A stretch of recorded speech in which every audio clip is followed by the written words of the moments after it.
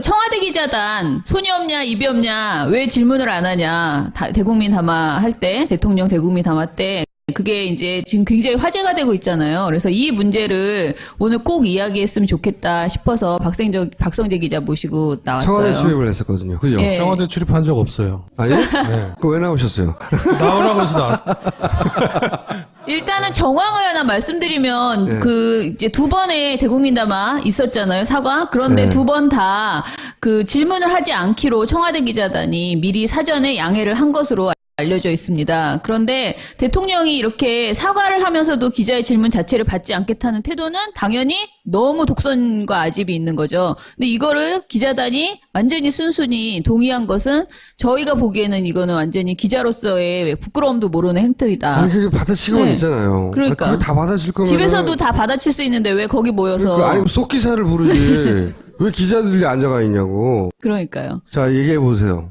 저도 이제 기자 생활을 했기 때문에 저는 정치부 나갈 때 청와대는 안 나가고 정당 출입을 했었거든요. 네. 네, 근데 정당에서 사실 그런 일이 벌어질 수가 없어요. 절대로 없죠. 네, 뭐 당 대표가 얘기하던 대변인이 얘기하던 서로 이제 막 질의응답이 이루어지는데 우리나라는 청와대에서 유달리 그런 일이 많이 벌어지고 지금 정권 들어서는 장관들도 그런 짓거리를 많이 이렇게 행태를 보입니다. 예를 들어서 올 초에 그 유일호 경제부총리가 5명 장관 이렇게 같이 세워놓고 무슨 뭐 법안 통과해야 된다고 한번 담화문 발표한 적이 있는데 그때도 담화문 딱 읽고 나갔어요, 그냥. 예. 그래서 기자들이 막 쫓아가서 질문도 좀 하고 그랬었거든요. 근데 이번에 보니까 제 후배들이 많이 있을 텐데 그 청와대 기자들 중에서 아무도 질문을 못 던지더라고요. 그래서 저도 보면서 생방송 보면서 좀 안타깝고 이거 저거 욕먹을 텐데 나중에 이런 생각이 들더라고요. 질문을 못 던지는 수준이 아니고 대통령이 이렇게 내려올 때 이렇게 가까이 왔잖아요. 끝나고 네, 나서 네. 움찔움찔 그렇죠. 이렇게 이거 어떻게 해야 되나 불편해하는 그런 최순 씨랑 느낌이 들었어요. 혼날까 모르는 거 아니에요, 나중에? 아니, 그러니까 이제 이렇게 청와대 기자들이 청와대만 나가면 다 바보가 되고 뭐 병신이 되고 이런 건 아닌 것 같아요. 왜냐하면 거기에 뭐 한겨레 기자도 있고 또 뭐 JTBC 기자도 있잖아요. 뭐, 왜? 김보엽 씨는 왜 옛날에 질문 청와대 안 안 해요, 나갔었나? 왜? 저도 청와대는 못 가봤습니다. 예, 예. 그러니까 뭔가 이렇게 시스템이 그렇게 돼 있는 거예요. 그게 뭐냐면은 간사단이 딱 있는 예. 거죠. 그 미국에도 그런 게 있대요. 그러니까 이제 영어로 하면은 팩 저널리즘이라고 그래가지고 저 공부를 좀 하고 왔습니다. 그래서 PACK. 예, 예. 우리말로 하면 패거리 저널리즘이에요. 그러니까 쉽게 말하면. 그래서 출입처를 중심으로 기자단이 만들어지고 그 대변인이나 공보관이 이렇게 딱 중간에서 기자들과 어떤 자기 장관이나 뭐 이런 공공기관장과의 어떤 이런 거를 주관하는 모든 거를. 그리고 그 룰에 이렇게 따르지 않으면 약간 왕따가 되거나 뭐 징계를 받거나 이런 시스템이 있지 않습니까? 이게 이제 예전에 노무현 정부 시절에도 이걸 혁파하겠다 그래가지고 기자실 개혁한다 뭐 이런 말도 나왔었는데 이 시스템이 가장 그 안 좋은 쪽으로 고착화되어 있는 데가 아마 청와대 아닌가. 제가 노무현 대통령 시절 기자회견을 좀 유튜브에서 모아가지고 갖고 왔어요. 네, 마지막으로 한 분만 질문을 받겠습니다. 여야의 대선자금의 공개를 촉구하는 의미에서 그 경선자금도 차제에 함께 공개하실 의향이 있으신지. 지금 이제 대선 자금 공개 뒤에 어떤 정치 개혁을 촉구하고 계십니다. 만약에 받아들여지 않았을 경우의 수순 어떤 구상을 하고 계신지. 그 탈군이 중요한 수단인지 그리고 상징적인 수단인지를 수단이라고 생각하시는지를 좀 말씀해 주시고요. 불필요하게 국정혼란은 원인이 되고 있다는 지적도 있고요. 그리고 국정현안에 대한 대통령이나 관련 장관들의 지나친 앞서가는 발언이나 답변이 오히려 그 시스템을 작동시키는 것을 마비시키거나 좀 편향된 방향으로 흘러가게 한다는 지적도 있습니다. 정말 불편한 질문을 하는 사례들이 너무너무 많아서. 저게 원래 정상이죠. 이게 근데 당연한 줄 알고 살았거든, 이 시절에는. 네, 맞아요. 기자, 이거 물어보면 당연한 거 아니야? 기분 봐도 할 수 없지. 생각해보세요, 그, 검찰들 불러가지고. 검사 와야 돼요. 걔들 다 어디 갔어, 지금? 그때 질문했던 게 우병우 아닙니까? 그러니까 사전에 질문을 하지 않기로 양해를 한다.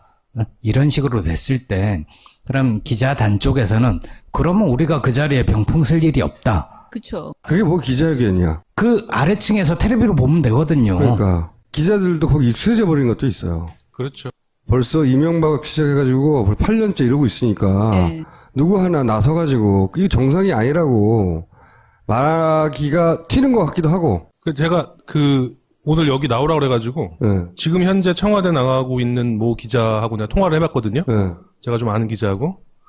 그랬더니 예를 들어서 그런 상황에서 사전에 조율이 됐는데 누가 왜 이선 후퇴 얘기 안 하십니까? 라고 이제 질문을 하면 네.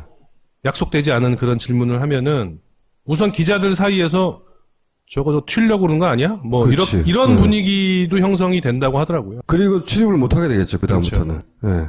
박근혜 대통령이 그랬대잖아요. 야당 만날 때 노회찬 오지 말라고 요청했다잖아. 정의당 오지 말라고. 네. 노회찬을 찍어서 얘기했대요, 또. 노무현 전 대통령 때도 사실 약속대련이 없었던 건 아니에요. 네. 예, 이제 질문지를 줬대요. 이렇게 네. 미리 기자단이. 근데 이제 여기도 보면은 영상에도 나오지만 추가로 막 질문이 없는 질문 들어가고 나오는 거죠. 이제 네. 막 하다 보면은 또 노 대통령이 좀 말씀이 많잖아요. 많다 보면은 약간 이렇게 또 꼬이면 주거니 받거니 하고. 네, 그걸 또 주거니 받거니 하고 그다음에 이제 이렇게 라이브로 생방송으로 중계되는 거 말고 그다음에 이제 또 별도로 기자단하고 어디 무슨 행사장이나 이런 데 가서 아니 외국 나가서 이렇게 간담회를 할 그럴 때가 많이 있었는데 그때는 굉장히 프리하게 이렇게 약속 이런 거 없이 질의응답을 했다고 이렇게 얘기를 하더라고요. 심지어는 지금 기준으로 보자면, 야, 이런 말을 대통령한테 하고도 내가 살아남을 수 있어? 우리도 익숙해진 거예요. 이 정권에. 박근혜 대통령 별명이 예전에 수첩공주잖아요. 네. 그러니까 저 양반은 써준 것만 읽는 사람이기 때문에 질문해봐야 소용없다. 예, 내가 질문해봤자 어차피 말이 엉킬 것이다. 대답을 잘 못할 건데 저렇게 해봐야. 난처하게까지 내가 할 필요가 있을까라는 자기 검열 같은 거. 질문을 저렇게 길게 하면 네. 기억을 못해요. 그렇죠. 이게 큰일이에요, 진짜. MBC에서 이제 분위기가 다들 보도하니까 최순실에 대해서 자기들도 보도하고 싶은데 보도를 해봤어야지. 그런 얘기 들었어요. 예, 전화번호도 안 갖춰 있었던 상황이라고 하죠. 취재를 해본 적이 없으니까 최순실을 취재하려니까 시작점이 없는 거예요, 아예. 그래서 그냥 오늘은 어느 신문 기사를 가지고 보도를 만들까 이걸 회의하고 있다고 하더라고. 창피합니다. 참 부끄럽고. 근데 이제 MBC 요거와 관해 가지고 제가 이렇게 좀 글도 막 쓰고 그랬는데 지금 MBC 상황은 강아지로 개로 표현하면은 왜 언론을 막 개에 많이 비유하잖아요. 감시견이다, 애완견이다. 근데 애완견도 그 정도를 넘어가지고 이빨이 다 뽑힌 상태. 예를 들면 KBS는 그래도 아직 으르렁대는 기질이 남아 있기 때문에 잇몸으로라도 물러보는데 재갈을 물려놓은 상태라면 MBC는 이미 이빨이 다 뽑힌 상태다. 내버려둬 물지도 못하는군요. 혀만 남아 있는 거죠. 해고 무효 소송은 어떻게 되고 있나요, 지금? 복직은 될 것 같아요. 제 네. 대법원 남았는데 예. 1심, 2심 100% 그러니까 승소했습니다. 큰 이빨이 하나 다시 들어가는 거 아니에요? 글쎄요, 들어가가지고 제가 역할을 할 수 있을지는 잘 모르겠습니다. 다들 기자를 하실 거라고는 기대 안 하시는 것 같은데.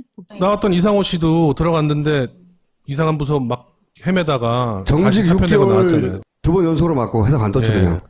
계속 정직 주는 거 6개월씩. 저도 그렇게 될 가능성이 꽤 높죠.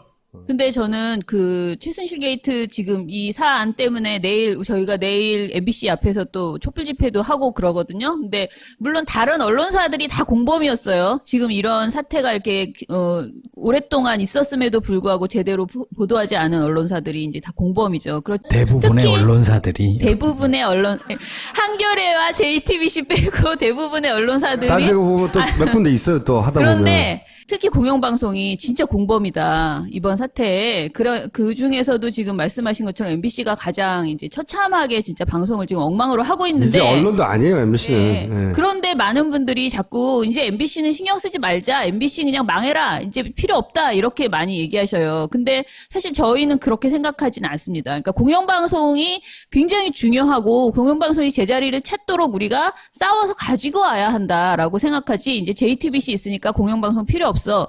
이런 개념은 저는 아니라고 생각해서요. 지금 이 박근혜 게이트 이 상황 속에서 제대로 보도하라고 촉구하고 방송사, 공영방송사 안에 있는 양심적인 언론인, 정말 겨우 살아남아 있는 사람들에게 힘을 주고 싸워라. 이렇게 우리가 요구해야 되는 그런 시기가 아닌가. 그렇게 생각됩니다. 맞습니다.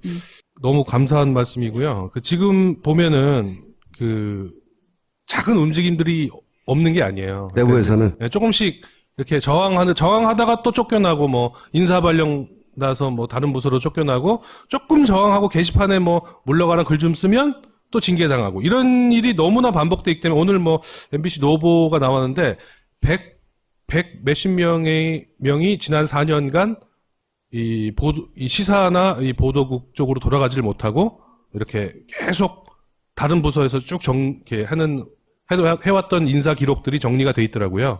예, 그런 상황이 계속되어 있는데 그럼에도 불구하고 지금 조금씩 우리 후배 기자들이 이렇게 저항하려고 하는 움직임이 있습니다. 근데 그러면 어떻게 해줘야 돼요, 우리가? 근데 그거를 요새 이렇게 댓글 보니까 막 니들이 뭐 그래봤자 또 뭐 얼마나 가겠어 뭐 이렇게 막 조롱하시고 멸시하는 분위기가 있었는데 뭐 조롱 받아도 싸잖아요. 당해도 싼데 저는 이 얘기 드리고 싶어요. 예를 들면 우리 검찰 욕 많이 하잖아요. 검세 뭐 그러면서. 예, 근데 검찰에서 예를 들어서 이문정 검사 같이 뭐 이렇게 움직임이 있단 말입니다. 그러면은 사람들이 많이 격려해주고 응원하고 그러잖아요. 근데 왜 언론은 너무 이렇게 실망이 크셔가지고 뭐 아니 누군지 몰라서 그런 것도 있어요. MBC 내에서 그럼 누구를 이상호 기자 뭐 혼자 하도 나대니까 알아. 근데 MBC에 누구를 그러면 그 기자 빨리 다시 보도국으로 불러서 어떻게 해주라고 우리가 뭐 알아야 하죠. 그런 그냥. 기자가 너무 많아요 지금. 그러면 그런 사람들의 명단을 좀 알려주세요. 그럴까요? 네. 그래서 예를 들어 사람들이 MBC 일단 욕한 다음에 이 사람들을 빨리 데리고 와 이렇게 그렇죠. 요구하게. 지금 JTBC 뉴스를 이끌고 있는 손석희 앵커 있잖아요. 그리고 조금 전에 여기 나왔던 이상호 기자. 그 다음에 얼마 전에 여기 출연했던 자백의 최승호 PD. 다 어디 사람입니까? 예전에 MBC에 왔다 했죠. 그러니까 몇 년 전에 MBC는 그런 사람들이 곳곳에 포진되어 있는 막강한 방송사였어요. 그리고 그런 방송사였기 때문에 이명박 박근혜 정권이 MBC를 죽이려고 낙하산을 보내고 뭐 방문지 이사들을 막 뉴라이트 집어넣고 해가지고 몇 년 동안 파업한 애들 막 해고하고 뭐 징계하고 막 정직 때리고 뭐 쫓겨내고 막 이래가지고 지금 이 지경이 된 거거든요. 이빨을 하나씩 뽑아가지고. 그 부분을 기억해 주시면 저력이 아직 남아있기 때문에 조금만 이해해 주시면 그리고 시간을 주시고 저희 기자들이 다시 부활할 수 있도록 지금 힘을 모으고 있으니까 그 점을 좀 이렇게 응원을 해 주시면. 그 다음 시간에는 그러면 그 명단을 좀 알려주세요. 불러주시면 내가 또 나오겠습니다. 오늘 여기까지 하겠습니다. 감사합니다. 이렇게 딱 중간에서 기자들과 어떤 자기 장관이나 뭐 이런 공공기관장과의 어떤 이런 거를 주관하는 모든 거를. 그리고 그 룰에 이렇게 따르지 않으면 약간 왕따가 되거나 뭐 징계를 받거나 이런 시스템이 있지 않습니까? 이게 이제 예전에 노무현 정부 시절에도 이걸 혁파하겠다 그래가지고 기자실 개혁한다 뭐 이런 말도 나왔었는데 이 시스템이 가장 안 좋은 쪽으로 고착화되는 데가 아마 청와대 아닌가. 제가 노무현 대통령 시절 기자회견을 좀 유튜브에서 모아가지고 갖고 왔어요. 네, 마지막으로 한 분만 질문을 받겠습니다. 여야의 대선 자금의 공개를 촉구하는 의미에서 그 경선 자금도 차제에 함께 공개하실 의향이 있으신지. 지금 이제 대선 자금 공개 뒤에 어떤 정치 개혁을 촉구하고 계십니다. 만약에 받아들여지 않았을 경우의 수순 어떤 구상을 하고 계신지. 저거 욕먹을 텐데 나중에 이런 생각이 들더라고요. 질문을 못 던지는 수준이 아니고 대통령이 이렇게 내려올 때 이렇게 가까이 왔잖아요. 끝나고 나서 움찔움찔 그렇죠. 이렇게 이거 어떻게 해야 되나 불편해하는 그런. 최순실한테 혼날까 모르는 거 아니에요, 나중에? 아니, 그러니까 이제 이게 청와대 기자들이 청와대만 나가면 다 바보가 되고 뭐 병신이 되고 이런 건 아닌 것 같아요.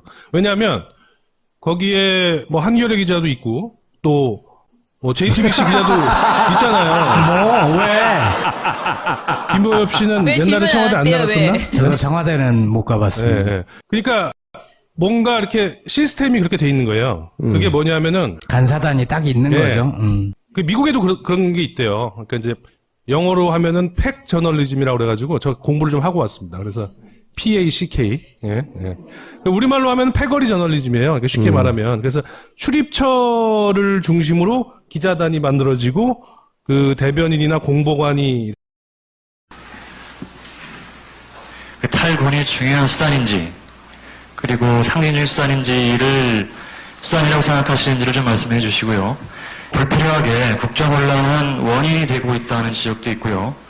그리고 국정현안에 대한 대통령이나 관련 장관들의 지나친 앞서가는 발언이나 답변이 오히려 그 시스템을 작동시키는 것을 마비시키거나 좀 편향된 방향으로 흘러가게 한다는 지적도 있습니다. 정말 불편한 질문을 하는 사례들이 너무너무 많아서. 저게 원래 정상이죠. 이게 근데 당연한 줄 알고 살았거든. 이 시절에는. 네, 맞아요. 기자 이거 물어보는 건 당연한 거 아니야? 기분만 봐도 할 수 없지. 생각해보세요. 그 검찰들 불러가지고 검사 와야 돼요. 걔들 다 어디 갔어 지금? 그때 질문했던 게 우병우 아닙니까?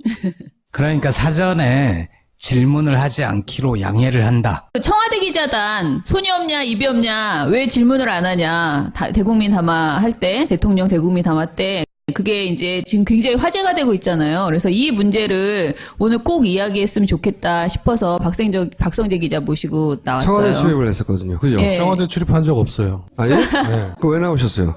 나오라고 해서 나왔어요.